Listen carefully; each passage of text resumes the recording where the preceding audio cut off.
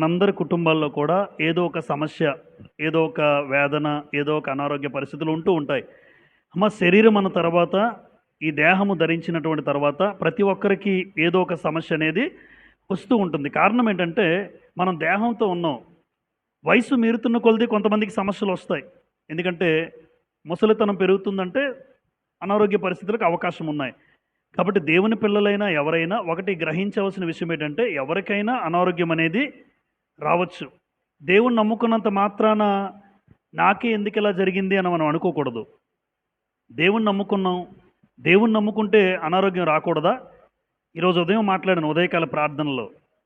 ఈరోజు ఉదయకాల ప్రార్థన 5 గంటలకు ఏం చెప్పానంటే, దేవుణ్ణి నమ్ముకున్నా నమ్ముకోకపోయినా అనారోగ్యం అనేది భక్తులకు కూడా వచ్చింది అని కొంతమంది భక్తుల జీవితాలను గ్రంథంలో చూపించాను ఇవాళ ఉదయం. భక్తులు మామూలు భక్తులు కాదు. ఏలియా లాంటి ప్రవక్తలు కూడా మరణకరమైన రోగం, హిజ్కియా మరణకరమైన రోగం. హిజ్కియా, ఏలియా వీళ్ళందరూ కూడా ఎవరు అంటే యథార్థవంతులుగానే ఉన్నారు, దేవుని పట్ల నమ్మకంగా ఉన్నారు. కానీ రోగం అనేది వచ్చింది. అయితే దేవుడు తప్పించాడు, ఆ కనికరం పొందుకున్నారు. ఈరోజు మన జీవితంలో కూడా కృంగిన స్థితిలో ఎలా ఉండాలి? ఒక వ్యక్తి కృంగిపోయినప్పుడు గ్రంథము ఏ మాటల ద్వారా మనకు ఆదరణ ఇస్తుంది? ఈరోజు చాలామంది అనారోగ్యం వల్ల కృంగిపోయిన వాళ్ళు ఉంటారు, ఆర్థిక సమస్యల వల్ల కృంగిపోయిన వాళ్ళు ఉంటారు, కుటుంబంలో భార్యాభర్తల మధ్య లేదా కుటుంబంలో తల్లిదండ్రుల పిల్లల మధ్య కొన్ని రకాల సమస్యలు బట్టి కృంగిపోతారు వాళ్ళు. కొడుకు మాట వినకపోతే తండ్రికి వేదన, కూతురు మాట వినకపోతే తల్లిదండ్రులకు వేదన, భర్త మాట వినకపోతే భార్యకు వేదన.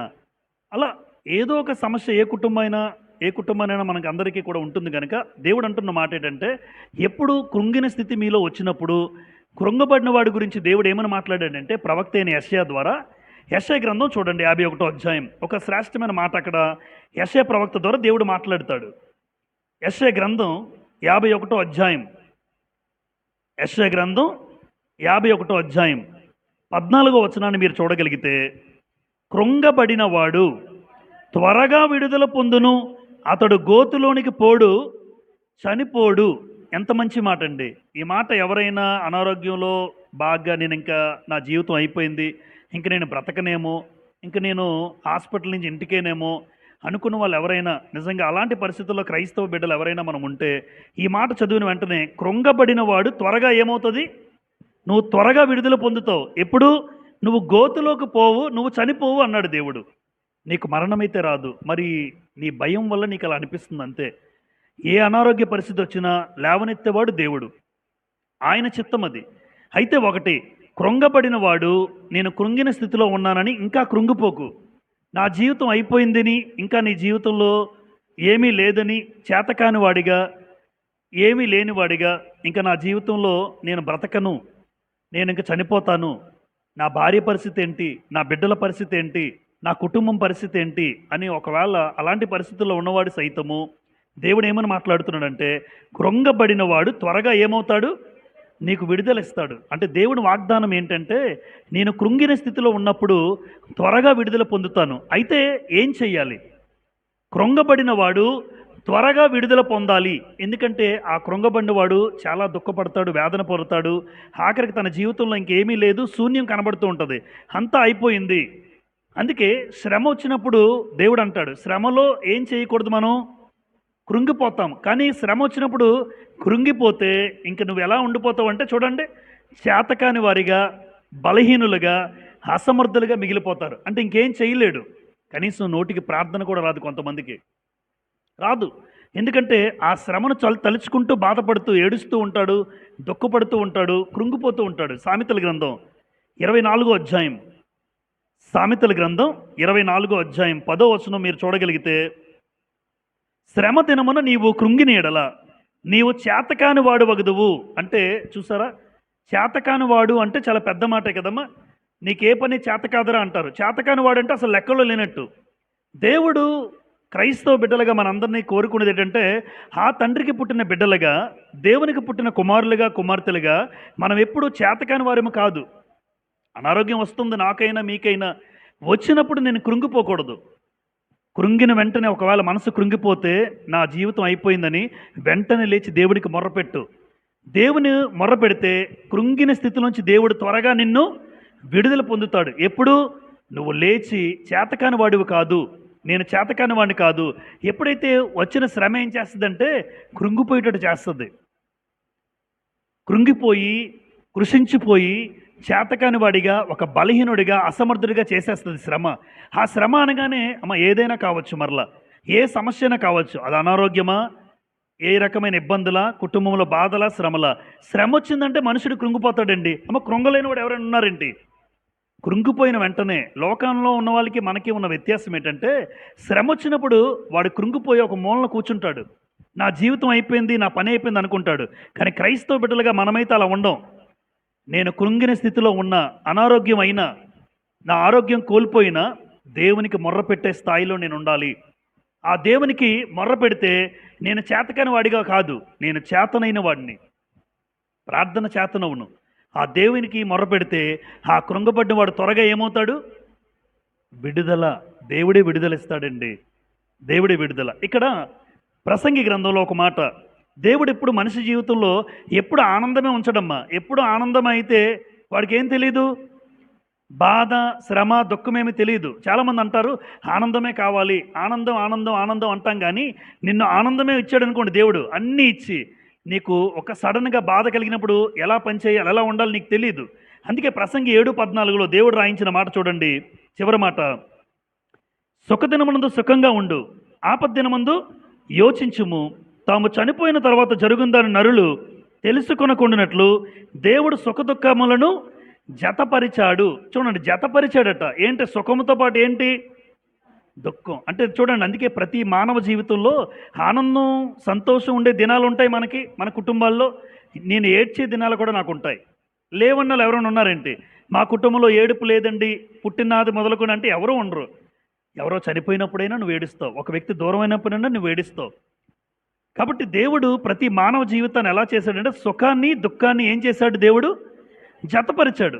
ఆ సుఖం ఉన్న చోట వెంటనే నీకు దుఃఖం కలగచ్చు, కానీ దుఃఖంలో ఉండకుండా మరలా ఏమిస్తాడు? సుఖం ఇస్తాడు.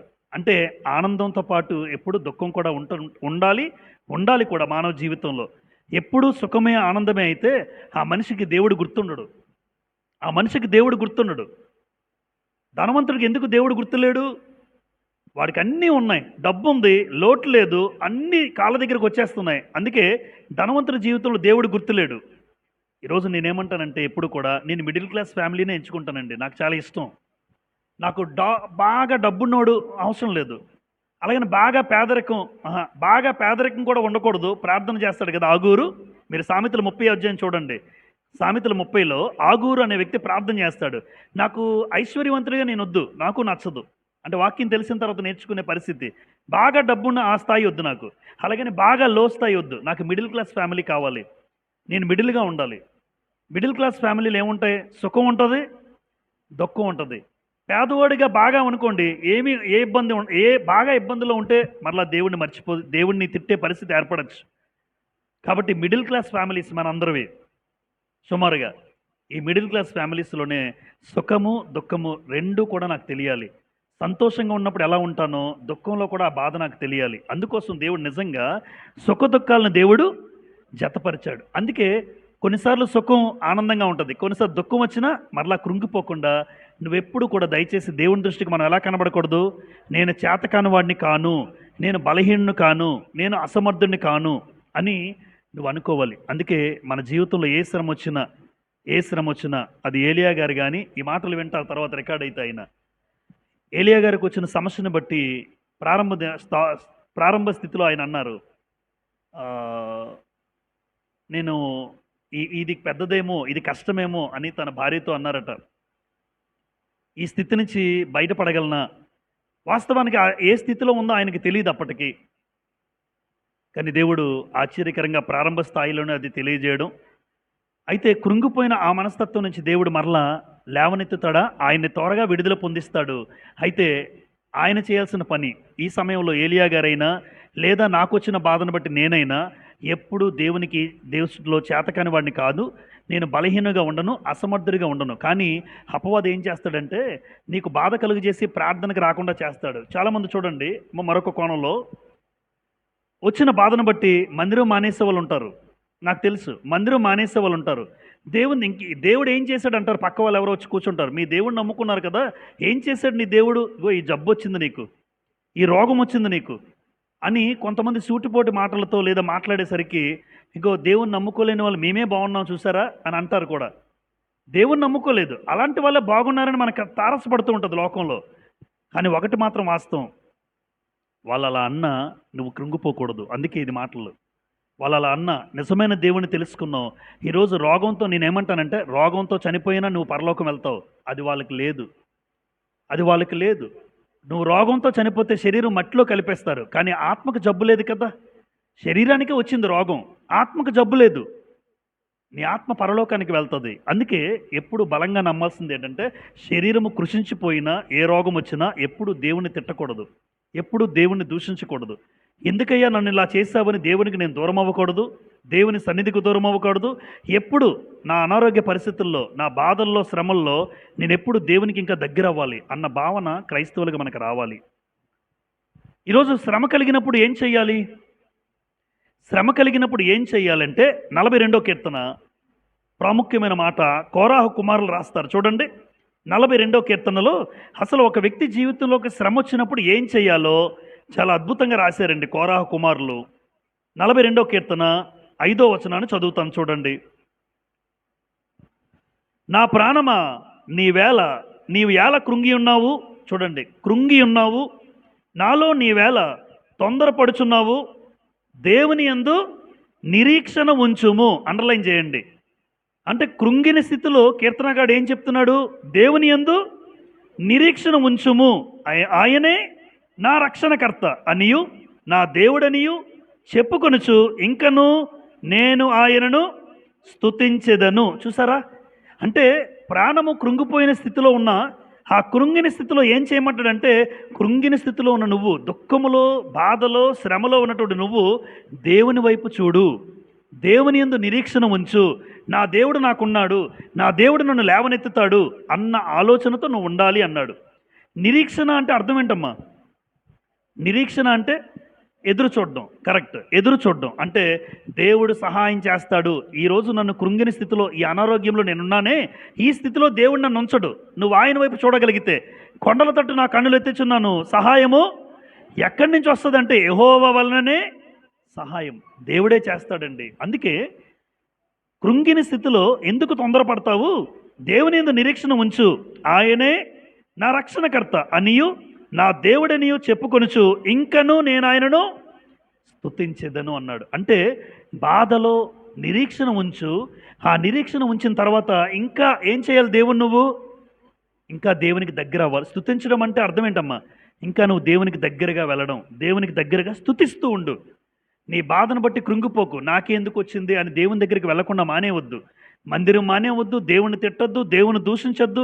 మా బ్రతుకులను ఎందుకు చేశావని ఆయన ఎప్పుడు క్వశ్చన్ చేయకూడదు, దేవుణ్ణి ఎప్పుడు ప్రశ్నించకూడదు. నా జీవితంలో ఏం జరిగినా దేవుడికి తెలిసే జరిగింది, ఎప్పుడు అది నమ్మాలి అందరూ. నీ జీవితంలో ఏం జరిగినా దేవుడికి తెలిసే జరుగుతుంది, దేవుడికి తెలియకుండా ఏది జరగదు. నాకు ఒకవేళ ఏదైనా జబ్బు వచ్చినా అది దేవుడికి తెలిసే నాకు వస్తుంది. అయితే ఆ జబ్బు వచ్చిందని కృంగిపోయే పరిస్థితి కాకుండా, ఆ జబ్బుతో పాటే నేను దేవుని పట్ల నిరీక్షణ ఉంచుతాను. ఆ రోగములోనే నేను ఆయన ఇంకను స్తుతిస్తాను. మీ అందరికీ కూడా దావీదు తన జీవితంలో ఏమని స్తుతించాడో, లేదా తన శ్రమలో దేవునికి ఎలా మొర్రపెట్టాడో చూడండి. 18వ కీర్తన 18వ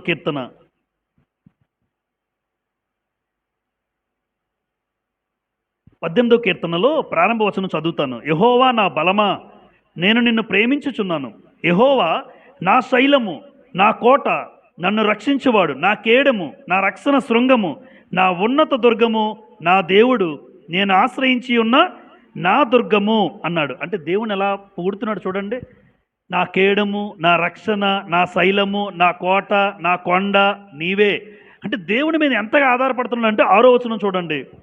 నా శ్రమలో నేను యెహోవాకు మొర్రపెట్టి తిని, నా దేవునికి ప్రార్థన చేసి తిని, ఆయన తన ఆలయములో ఆలకించి నా ప్రార్థన అంగీకరించెను. అంటే దేవుడు ఎక్కడున్నా నువ్వు ఏడ్చే ఏడుపు చూస్తాడు, నీ కన్నీరు చూస్తాడు దేవుడు. నువ్విక్కడ ఏడుస్తుంటే నీ బాధను బట్టి చూడకుండా ఉండేవాడైతే కాదు, అన్యాయస్తుడు కాదు మన దేవుడు. దావీదు ఉద్దేశంలో నా శ్రమలో యెహోవాకి ఏం చేశాడు ఆయన? మొర్ర పెట్టి తిని నా దేవునికి ప్రార్థన చేసి తిని ఆయన తన ఆలయములో ఆలకించి నా ప్రార్థన అంగీకరించాడు. దేవుడు ప్రార్థన వింటాడు. నీ కన్నీటికి విలువ ఉందమ్మా, కన్నీటికి విలువ ఉంది. ఆ రోజు సహోదరి ఫోన్ చేసి ఏడుస్తూ ఏలియా గారు తన భార్య అన్నా అన్నా అంటారు, అన్నా ఏలియా గారికి కూడా తెలియదన్నా ఈ సమస్య, నిన్న తెలిసిందన్నా, కన్నీరు ఏరులై పారిందన్నా అని ఆ సహోదరి మాట్లాడుతుంది ఫోన్లో రాత్రి 10:30-11 టైంలో. అమ్మా, ఖచ్చితంగా నీ కన్నీటికి విలువ ఉంది, మీ యథార్థమైన భక్తికి విలువ ఉంది. దేవుడట 56వ కీర్తన చూడండి, కన్నీరు కార్చింది దేవుడు దాస్తాడట మా కన్నీళ్ళు. 56వ కీర్తన 8వ వచనం చూడండి. నా సంచారములను నీవు లెక్కించి ఉన్నావు, నా కన్నీళ్ళు నీ బుడ్డిలో ఉంచబడి ఉన్నవి, అవి నీ కవిలలో కనబడును కదా. కవిలే అంటే పుస్తకం అని రాశాడు చూడండి కిందన. కవిలే అంటే అర్థం ఏంటి అంటే నా కన్నీళ్ళు నీ బుడ్డిలో దాచాడు అంటే కన్నీరు చేసే ప్రార్థన, కన్నీరు పెట్టే ప్రార్థన దేవుడికి విలువ ఉంది.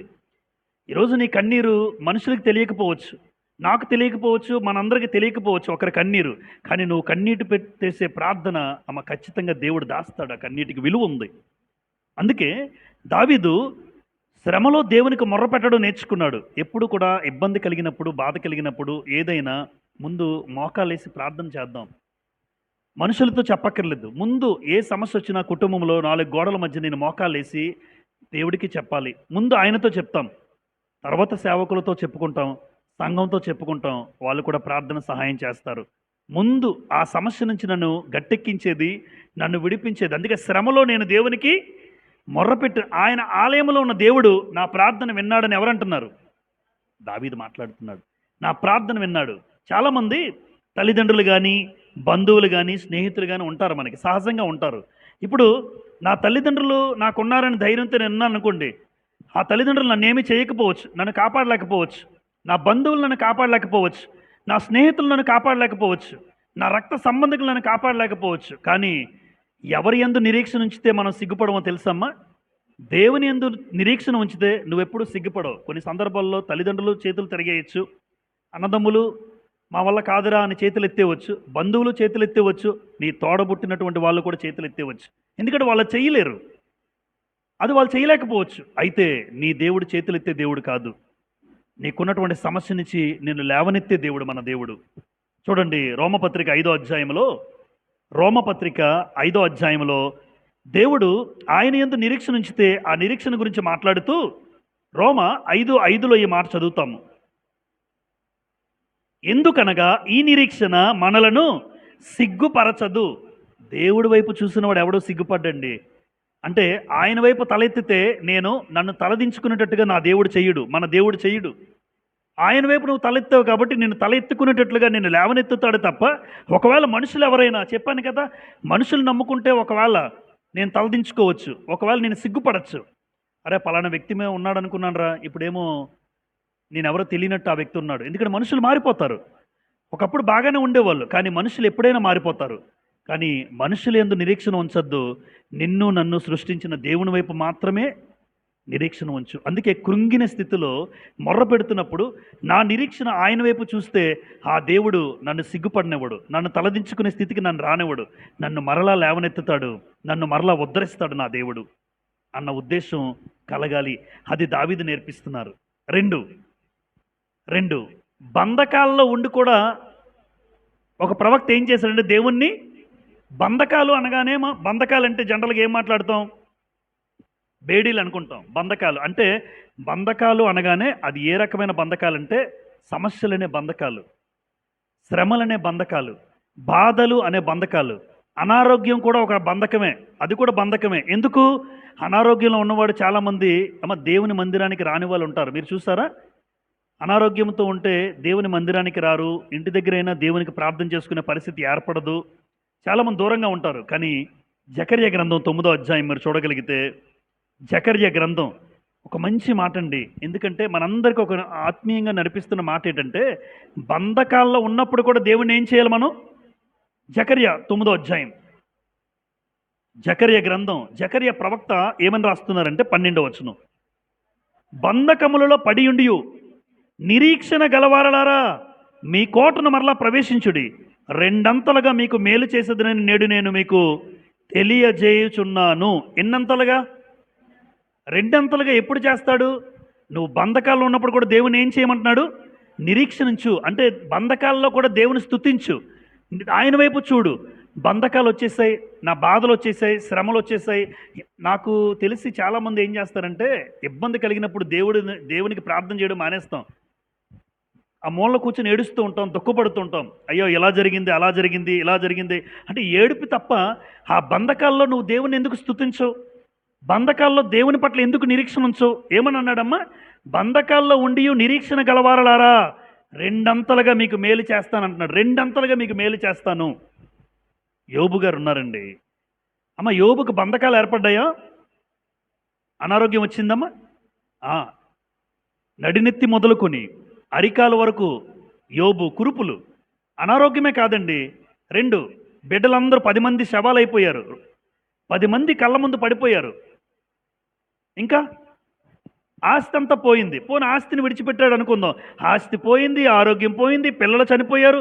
బంధకాల్లో ఉన్నాడండి. బంధకాలే, నోటి వెంట మాట కూడా రాదు. వాస్తవానికి అన్నీ కోల్పోయిన వాడు ఏం చేస్తాడు? కళ్ళ ముందు అన్నీ కోల్పోతే దేవుని విడిచిపెట్టేస్తాడు. ఎంత యథార్థంగా బ్రతుకుతున్న నన్నే ఇలా నువ్వు చేసావే అని దేవుని విడిచిపెట్టేయాలి యోబు. ఎందుకు? యోబు క్యారెక్టర్ మనకు తెలుసు కదా. చెడు విసర్జించాడు, యథార్థంగా బ్రతికాడు, న్యాయంగా బ్రతికాడు. దేవుడంటే భయము భక్తి ఉన్నవాడు. నాకే నువ్వు ఇలా చేసావే అని దేవుని విడిచిపెట్టేయాలి యోబు. కానీ ఆ బంధకాల్లో కూడా దేవుని పట్ల నిరీక్షణ ఉంచాడు, దేవుడి వైపు చూశాడు. అందుకే యోబు గ్రంథం 1:21లో ఈ మాట మనం చదువుతాం. చూడండి, యోబు గ్రంథం 1:21లో,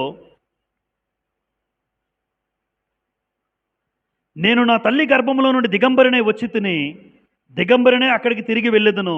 యెహోవా ఇచ్చెను, యెహోవా తీసుకుని పోయెను, యెహోవా నామమునకు స్తుతి కలుగును గాక. ఆమెన్. స్తుతి కలుగును గాక. అమ్మ, ఎంత నిరీక్షణ ఉంచాడు దేవుని మీద యోబు. ఇన్ని బాధలు ఎవరికైనా వస్తే, అమ్మ మీరైనా నేనైనా, మీరు ఎలాంటో తెలియదు కానీ నేనైతే మందిరం మానేస్తాను, నేనైతే దేవుని విడిచిపెట్టేస్తాను. నిజం, నేనైతే దేవుని విడిచిపెట్టేస్తాను. ఎందుకంటే బాగా బ్రతికి నా పిల్లలే చనిపోయి నాకే అనారోగ్యం వచ్చేసి అసలు లేవలేని స్థితిలో మంచం మీద పడేస్తే ఆ దేవుడిని నేను విడిచిపెట్టేస్తాను. అది నా భక్తి, అది నా విశ్వాసం. కనీసం నోటి వెంట దేవుణ్ణి అయ్యా నీకు స్తుతి అన్న మాట వస్తుందమ్మా? అసలు రాదు. ఇంకా ఒక మాట వస్తుంది, ఎందుకయ్యా నా బ్రతుకులు ఇలా చేసావు, నా జీవితంతో నువ్వు ఆడుకుంటావా అని నా నోటి వెంట వచ్చేస్తుంది. అది నా భక్తి, అది నా విశ్వాసం. కానీ బంధకాల్లో పడినటువంటి యోబు ఆ స్థితిలో కూడా నీ నామానికే స్తుతి కలుగును గాక అంటున్నాడంటే ఎంత ఉన్నతమైన స్థాయిలో ఆ భక్తుడి జీవితం ఉందో చూడండి. అందుకే బంధకాల్లో ఉన్న యోబు 1-2 బంధకాలు, అవి మామూలు కాదు. సమస్తం కోల్పోయాడు, సర్వాన్ని కోల్పోయిన యోబు నీ నామానికే స్తుతయ్యా అని ఆనందంతో అంటున్నాడంటే, నా జీవితంలో ఏది జరిగినా నీ ఇష్టమే. నా పిల్లల్ని తీసుకున్నావా? నీ ఇష్టం. నా ఆరోగ్యం తీసేసావా? నీ ఇష్టం. ఆస్తిని తీసుకుంటావా? నీ ఇష్టం. ఏంటి ఆ సమయంలో కూడా ఎలా చెప్పగలుగుతున్నావు అయ్యా యోబు? ఆయన నామానికి స్తుతి నువ్వు ఎలా చెప్పగలుగుతున్నావు నీ నోటి వెంట? 42వ అధ్యాయం యోబు గ్రంథం 42:12. యెహోవా యోబును మొదట ఆశీర్వదించినంత కంటే మరీ అధికముగా ఆశీర్వదించెను. వాస్తవానికి అన్నీ కూడా ఒక వంతు. ఇప్పుడు ఎన్నొంతులు అయిపోయాయి? 2 అంతులు. 7,000 అన్నీ 14,000 అయిపోతాయి. అన్నీ 2 అంతులు. అంటే బంధకాల్లో ఉండి దేవుని పట్ల నిరీక్షణ నుంచి దేవుని స్తుతిస్తే 2 అంతలుగా మేలు చేస్తాడని జకర్యా చేసిన ప్రవచనం, జకర్యా గారు మాట్లాడిన మాట యోబు గారి జీవితంలో నెరవేరిందా? నెరవేరింది. ఆయన బంధకాల్లో ఉన్నాడు, బాధల్లో ఉన్నాడు, ఇబ్బందుల్లో ఉన్నాడు. అయినా సరే దేవుని వైపు చూస్తున్నాడు, దేవుని స్తుతిస్తూ ఉన్నాడు. చూస్తారా? అంటే యోబు జీవితాన్ని 2 అంతలుగా మేలు చేసిన దేవుడు ఈరోజు మీ జీవితాన్ని, నా జీవితాన్ని, ఏలియా గారి జీవితాన్ని ఎందుకు చేయడు? ఖచ్చితంగా చేస్తాడు. అయితే చేయాల్సింది ఏంటంటే, నువ్వు బంధకాల్లో ఉన్నావని ఏడవకు. దుఃఖపడకు. నీ రోగాన్ని బట్టో, నీ ఇబ్బందిని బట్టో, నీ బాధను బట్టో కృంగిపోకు. దయచేసి ఆ బంధకాల్లో నా వైపు చూడు. నా మీద నిరీక్షణ ఉంచు. నన్ను స్తుతించు. నీ రెండంతలుగా నీ ఆశీర్వాదం నేను ఎలా తీసుకొస్తానో చూడంటాడు దేవుడు. ఎంత గొప్ప ఆశ్చర్యమైన కార్యాన్ని చేస్తాడో నువ్వు చూడంటాడు దేవుడు. కానీ అలా మనం ఉండలేకపోతున్నాం. నా బంధకాలు, నా శ్రమలు నన్ను కృంగదీస్తున్నాయి. పేతురు గారి జీవితంలో లూకాసు వార్త 5వ అధ్యాయం. పేతురు గారు ఉదయమంతా కూడా వల వేశారట. ఆయన వల వేసినప్పుడు ఏ చేపలో పడలేదు. రాత్రి అయిపోయింది, అలసిపోయాడు. వాస్తవానికి ఇంకా హోప్స్ లేవు, హోప్ అనేది లేదు. ఇంకా అంతా అయిపోయింది, ఇంకా చేయడం వేస్ట్, ఇంటికి వెళ్ళిపోదాం అనుకున్నాడు. అయితే ఆ సమయానికి దోనెక్కాడు ప్రభు అయిన యేసు. దోనెక్కిన తర్వాత పేతురు కొంచెం లోపలికి నడుపు దోణిని అన్నాడు. అయ్యా, ఉదయం నుంచి వేసాను, ఏమీ పడలేదు అని అన్నాడు. నేను చెప్తున్నాను కదా చెయ్యి అన్నాడట. అంటే ఎవరి మీద నిరీక్షణ ఉంచాడు? ఎవరి వైపు చూశాడు? ప్రభు వైపు చూశాడు. అంటే తన ఆలోచన వేరు. ఒక మాట చెప్పచ్చండి, ఇంకెందుకయ్యా చాలు, ఇంక నేను చేశాను అని ప్రభు మాటకి ఎదురు చెప్పలే. ఆయన ఏం చెప్పాడో ఆయన మాట మీద నమ్మకం ఉంచి నిరీక్షణ ఉంచాడు. చూడండి, లూకాసు వార్త 5వ అధ్యాయం ప్రారంభం నుంచి ఒక మాట చదువుతాను. జనసమూహము దేవుని వాక్యం వినుచు ఆయన మీద పడుచుండగా ఆయన గెన్నెసరతు సరస్సు తీరమున నిలిచి ఆ సరస్సు తీరమున 2 దోణులను చూచెను. 2 దోణులు చూచాడట. 3వ వచనం. ఆయన ఆ దోణుల్లో సీమోనుదైన ఒక దోణి ఎక్కి దరి నుండి కొంచెము త్రోయమని అతన్ని అడిగి కూర్చుండి దోణిలో నుండి జనసమూహములకు బోధించుచుండెను. అక్కడ కూడా బోధ చేస్తున్నాడు. దోణెక్కిన తర్వాత కూడా కొంతమందికి వాక్యం చెప్తున్నాడు యేసుప్రభు వారు. చెప్తూ 5వ వచనం. నీవు దోణెను లోతుకు నడిపించి చేపలు పట్టుటకు మీ వలలు వేయండి అని సీమోనుతో చెప్పగా, సీమోను అంటే పేతురు, సీమోను ఏలినవాడా, రాత్రంతా ప్రయాసపడితిమి కానీ మాకేమీయో దొరకలేదు. అయినను నీ మాట చొప్పున వలలు వేతునని ఆయనతో చెప్పాను. చూసారా, అంటే నీ మాట మీద నాకు నమ్మకం ఉంది. వాస్తవానికైతే రాత్రంతా చేసాం, ఒక్క చేప కూడా పడలే అని విసిగెక్కిపోతారా? వాస్తవానికి పని చేసిన వాళ్ళు ఏం చేస్తారు చూడండి, చేసి పని చేస్తాం కదా. ఎవరైనా చేయమన్నారు అనుకోండి, అరే బాబు ఇందాక నుంచి చేస్తున్నాం, మరలా మీరు వచ్చి చెప్పక్కర్లేదు. చేస్తారా చెయ్యరా? ఇంక చెయ్యం. మనమైతే ఉదయం నుంచి ప్రయత్నం చేస్తున్నాం, ఇప్పుడు మీరు వచ్చి మళ్ళీ చేయమంటే విసిగెక్కిపోయిన మనం చేయకుండా ఆ పని ఆపేస్తాం. మనమైతే వాస్తవానికి పేతురు ఆపేయాలి. అయ్యా, రాత్రి అంతా వేసాము, నేను జాలారు వాడిని. జాలారోడేనా పేతురు? జాలారోడే. ఇంకా యేసుప్రభుకి తెలీదు చేపల గురించి, ఎందుకంటే ఆయన వడ్రంగి వాడు. ఆయన వృత్తి వడ్రంగి పని చేసేవాడు. కానీ జాలారోడికి ఎక్కడ చేపలు పడతాయో ఖచ్చితంగా తెలుస్తుంది. కానీ జాలారు వాడైన పేతురు కూడా యేసుప్రభు మాటకు లోబడ్డాడు. అక్కడ నేనేమంటానంటే, ఆయన అలసిపోయిన దేవుని యేసుప్రభు వైపు నిరీక్షణ ఉంచాడండి. ఆయన మీద నమ్మకం ఉంచాడు. ఆయన మాట కోసం ఎదురు చూశాడు. అందుకే, అయ్యా నాకైతే పడవు, నీ మాట చొప్పున వేస్తాను నేను, నువ్వు చెప్పావు కాబట్టి. చూడండి, అయినను నీ మాట చొప్పున వలలు వేతున్న ఆయనతో చెప్పిన వారు అలాగు చేసి విస్తారమైన చేపలు పట్టిరి. ఆశ్చర్యపోతారండి. ఆశ్చర్యమైన కార్యం. అంటే మన జీవితాన్ని మనం ఏమనుకుంటామంటే, నా జీవితం ఇంక అయిపోయింది, అంటే ఈ మాట చెప్తున్నాను, ఇంక నేను చనిపోతాను, నాకు ఒక జబ్బు వచ్చేసింది, నాకు ఒక రోగం వచ్చింది, ఇంక నన్ను ఎవరు కాపాడలేరు అని నువ్వు అనుకుంటున్న స్థితిలో కూడా దేవుడు అంటున్న మాట, ఆయన వైపు చూడు. ఆ రోజు పేతురు ప్రభు వైపు చూశాడు, ప్రభు మాట మీద నమ్మకం ఉంచాడు. వేస్తే ఫలింపు వచ్చిందమ్మా, ఫలింపు వచ్చింది. వాస్తవానికి పేతురు గారు అనుకోలేదు, ఇన్ని చేపల వలలు పగిలిపోయే వలలన్నీ కూడా, ఇన్ని చేపల అంటే ప్రభువు మాట ఉంచి ఆయన వైపు చూస్తే, ఆయన మీద నిరీక్షణ ఉంచితే ఆ ప్రభు నిన్ను నన్ను సిగ్గుపడ్డు. ఇప్పుడు పేతురు వేసిన తర్వాత కూడా పడకపోతే ఏమనుకోవాలి? వాస్తవానికి చెప్పాను కదయ్యా పడవని యేసుప్రభుతో అంటాడు ఆయన. కానీ ఆ మాట యేసుప్రభు వరకు తెచ్చుకోడు ఆయన. అవునా కదా? ఇప్పుడు యేసుప్రభు చెప్పారు, వెయ్యయ్యా వల కొంచెం లోపలికి వెళ్ళమన్నాడు. పడలేదు అనుకోండి, వెంటనే ఎవరి వైపు చూస్తాడు పేతురు? అప్పుడు యేసుప్రభు వారు తలదించుకోవాలి. ఎందుకంటే నేనే చెప్పాను కదా. అప్పుడు పేతురు వచ్చి అంటాడు, చెప్పాను కదయ్యా ఒక్కటి కూడా పడదని. చూడు, రాత్రంతా వేసాం కానీ అని మళ్ళా ఆ మాట అనే పరిస్థితి రాకుండా గొప్ప ఆశ్చర్యమైన కార్యాన్ని చేశాడు దేవుడు ప్రభు ద్వారా. నిజమే. అంటే మనం ఎప్పుడు మన బాధలో నా జీవితం అయిపోయిందని నువ్వు ఎప్పుడు అనుకోకు. చదువుతున్న పిల్లలు ఇంక నేను చదవలేను అని ఎప్పుడు అనుకోకండి. ఇంక నా వల్ల కాదు, ఇంక నేను పరీక్షలు రాస్తూ నాకు ఉద్యోగం రాదు అని నువ్వు ఎప్పుడు అనుకోకు. నువ్వు చేసిన ప్రయత్నం చెయ్యు, ఆయన వైపు చూడు.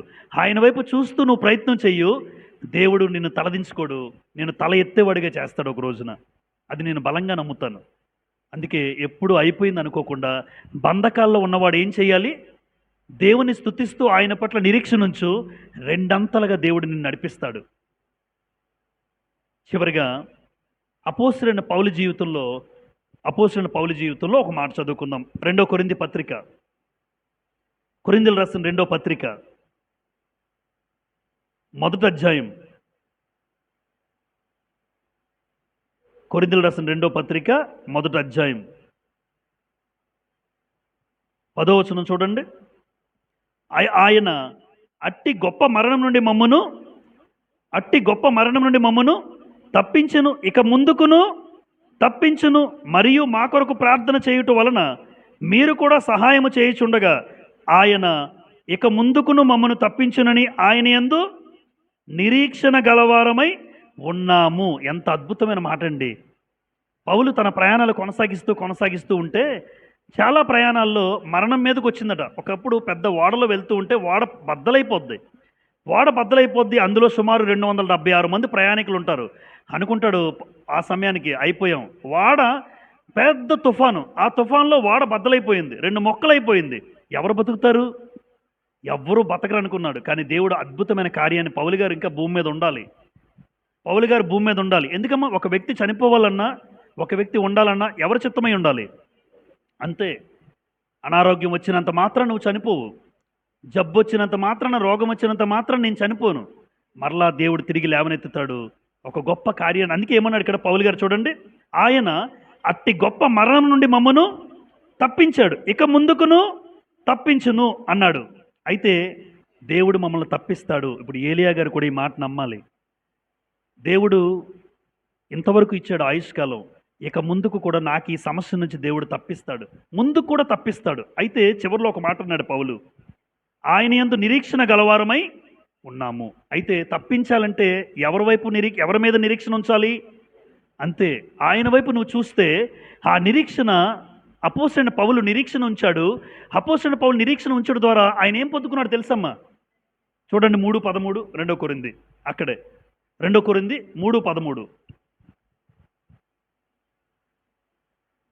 మేమట్లు చేయక ఇట్టి నిరీక్షణ గలవారమై బహుధైర్యముగా మాట్లాడుచున్నాము.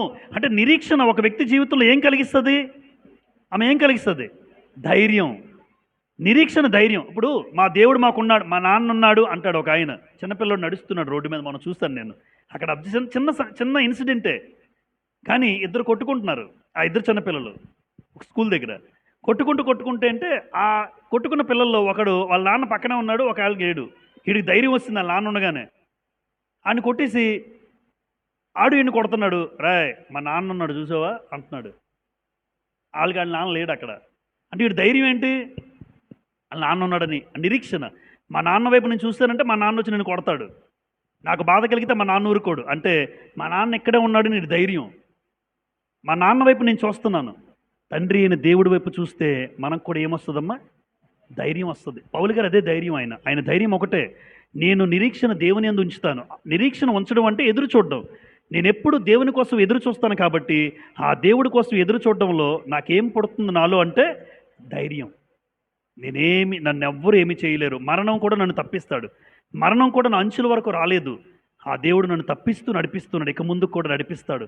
అయితే ఎందుకు నడిపిస్తాడని ధైర్యంగా చెప్పగలుగుతున్నావు పౌలు గారు మీరు అని అడిగితే, ఏమీ లేదు, నేను ఆయన యందు నిరీక్షణ ఉంచాను అంటాడు ఆయన. మరి మనం నిరీక్షణ ద్వారా ధైర్యం పొందుకుంటే ఈరోజు మనం కూడా క్రీస్తునందు ఉన్న మనందరము కూడా ఆయన వైపు నిరీక్షణ ఉంచాలి. చెప్పాను కదా, శ్రమ కలిగినప్పుడు 2 పనులు. ఒకటి నిరీక్షణ ఉంచు, 2 ఆయన వైపు చూస్తూ ఉండు. ఆయన వైపు చూస్తూ నీ చేతులెత్తి ఆయన స్తుతించు. నీవు తప్ప నాకు దిక్కు లేదు. దిక్కు తోచని స్థితిలో, నిస్సహాయ స్థితిలో నీవు మాత్రమే నాకు సహాయం. మనుషుల సహాయం లేదు, మానవుల సహాయం లేదు, బంధువులు లేరు, తల్లిదండ్రులు లేరు, రక్త సంబంధికులు లేరు. కానీ ఈ స్థితిలోంచి లేవనెత్తేవాడు మీరు మాత్రమే. అయ్యా మీ వైపే చేతులెత్తుతున్నాను అని మీరు స్తుతించండి. ఆయన వైపు చూడండి. ఆ నిరీక్షణ, ఆ స్తుతి దేవుడు ధైర్యాన్ని కలిగించి, ఆ ధైర్యమే. చాలామంది అనారోగ్యం ఉన్నప్పుడు ఏం చెప్పాలి? మనం వాళ్ళ దగ్గరికి వెళ్ళి ఏం చెప్తాం? ధైర్యపరుస్తాం. మీరు చూడండి, ఎప్పుడైనా దేవుడు సహాయం చేస్తాడండి బ్రదర్. అది తప్ప ఇంకోటి చెప్పం మనం. ఎందుకంటే అదే ధైర్యం. ఎన్ని చేసినా దేవుడు మీకు మరలా ఆరోగ్యం ఇస్తాడు చూడండి. రేపు అటునుంచి అటు మీరు వెళ్ళిపోతారు అంటారండి ఎవరైనా. బ్రదర్ కష్టమటండి అని ఎవరు మాట్లాడం మనం. ఆ మాట రాదు. అంటే మనం ఎప్పుడు దేవుని వైపు చూపిస్తాం. ఆ నిరీక్షణ, ఆ నమ్మకం ఏం కలిగిస్తుందంటే వ్యక్తుల ధైర్యం. సగం బాగుపడడానికి ఏది కావాలో చెప్పండి మనిషిలోకి? ధైర్యమే. అందుకే వైద్యం చేసినాడు, బాబు నువ్వు ధైర్యంగా ఉండాలిరా బాబు అంటాడు డాక్టర్. ఏం ధైర్యం? నువ్వు ధైర్యంగా ఉంటే ఆపరేషన్ సక్సెస్ అవుద్ది. నువ్వు భయంగా ఉంటే అట్నుంచి అటే అంటాడు జనరల్గా. సగం ధైర్యమే. ఆ ధైర్యం రావాలంటే లోకంలో ఉన్న ధైర్యం కాదు, దేవుని వైపు చూస్తే నాకు ధైర్యం వస్తుంది. దేవుడు ఉన్నాడు అని అనుకుంటే నాకు ధైర్యం వస్తుంది.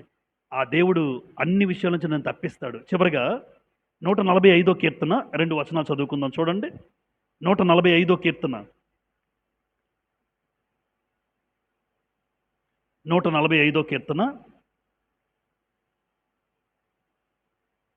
14 చదువుతాను. యెహోవా పడిపోవు వారినందరినీ ఉద్ధరించువాడు, కృంగిపోయిన వారినందరినీ లేవనెత్తువాడు. అంటే ఉద్ధరించేవాడు, లేవనెత్తేవాడు ఎవరు? దేవుడే. ఈరోజు బ్రదర్కున్న సమస్యను బట్టి ఎంత దుఃఖపడినా బ్రదర్ ఖచ్చితంగా దేవుడు బ్రదర్నే కాదు, ఒకవేళ ఇక్కడ మనం ఎవరినైనా ఏ సమస్యలో రేపు భవిష్యత్తులో ఉన్నా నిన్ను ఉద్ధరించేవాడు, లేవనెత్తేవాడు ఆయనే. అయితే ఎప్పుడు దయచేసి శ్రమ వస్తే కృంగిపోకు. కృంగిపోతే మాత్రం నువ్వు చేతకానివాడు అయిపోతావు, నువ్వు బలహీనుడైపోతావు, అసమర్థుడిగా చేసేస్తుంది. ఎందుకు? పనికిరాని వాడిగా చేసేస్తుంది. ఎందుకు అంటే ఆ శ్రమలో నేను కృంగిపోను. శ్రమ కలిగినప్పుడు ఇంకా ఎక్కువగా దేవునికి ప్రార్థన చేస్తాను, ఇంకా దేవుని స్తుతిస్తాను, ఆయన వైపు చూస్తాను. అలా నువ్వు చేస్తే, బంధకాల్లో ఉండి కూడా నువ్వు దేవుని స్తుతిస్తే రెండంతలుగా నీ దేవుడు నిన్ను, నీ జీవితాన్ని చక్కదిద్దుతాడు. అందుకే కృంగిపోయిన వారినందరినీ లేవనెత్తువాడు. 146 కీర్తన ప్రారంభ వచనాలు చదువుతాను చూడండి. 146. యెహోవాను స్తుతించుడి, నా ప్రాణమా యెహోవాను స్తుతింపుము, నా జీవిత కాలమంతయు నేను యెహోవాను స్తుతించెదను, నేను బ్రతుకు కాలమంతయు నా దేవుణ్ణి కీర్తించెదను. చూసారా? అంటే బ్రతుకు కాలమంతా ఎవరిని స్తుతించాలి? జీవితకాలమంతా స్తుతించాలి. ఎంత శ్రేష్టమైన మాటలు! నాకు బ్రతుకునిచ్చిన దేవుడికి, నాకు జీవితాన్ని ఇచ్చిన దేవుడికి ఎంతకాలమైన ఈ బ్రతుకు కాలములో ఆయన స్తుతిస్తూ కీర్తిస్తూ నా బ్రతుకును కొనసాగిస్తాను. 8వ వచనం. యెహోవా గ్రుడ్డివారి కన్నులు తెరవజేయువాడు, యెహోవా కృంగిన వారిని మరలా రాయించాడు, కృంగిన వారిని లేవనెత్తువాడు. కాబట్టి ఈరోజు సహోదరులు, ఏలియా గారి కుటుంబం ద్వారా ఏర్పాటు చేసిన ఈ కూడికను బట్టి కృంగిన స్థితిలో ఎలా ఉండాలి? ఒకవేళ ఈరోజు సహోదరులు ఆ స్థితిని ఎదుర్కోవచ్చు, రేపు భవిష్యత్తులో కృంగిన స్థితి మనకైనా రావచ్చు. ఆ కృంగిన స్థితి అనారోగ్యం కావచ్చు, కుటుంబంలో సమస్యలు కావచ్చు, ఏదో ఒక బాధ కావచ్చు, వేదన కావచ్చు. అయితే ఆ కృంగిన స్థితిలో ఒకవేళ నేనుంటే, కృంగబడిన వాడు త్వరగా విడుదల పొందుతాడని దేవుడు వాగ్దానం చేశాడు. యెషయా ప్రవక్త చెప్పాడు 51:14. కృంగిన వాడు త్వరగా విడుదల పొందాలి. అయితే విడుదల అనేది గ్యారంటీ. ఆ విడుదల పొందాలంటే నీ శ్రమ దినమున ఎప్పుడు నువ్వు కృంగద్దు. శ్రమ కలిగినప్పుడు ఆయన వైపు చూడు, ఆయన స్తుతించు. దావీదు ఏం చేశాడమ్మా? దావీదు మనుషుల వైపు చూడలే, మనుషుల సహాయం కోరలే. శ్రమ కలిగినప్పుడు నేను దేవునికి మొర్రపెట్టుతుని ఆయన తన ఆలయంలోంచి నా ప్రార్థన విన్నాడు. దేవుడు వింటాడు, నీ కన్నీరు చూస్తాడు. మరి ముఖ్యంగా చెప్తున్నాడు, నీ కన్నీరు చూస్తాడు. ఈరోజు చాలామంది కన్నీరు ప్రార్థన చాలా మందికి ఉండదు.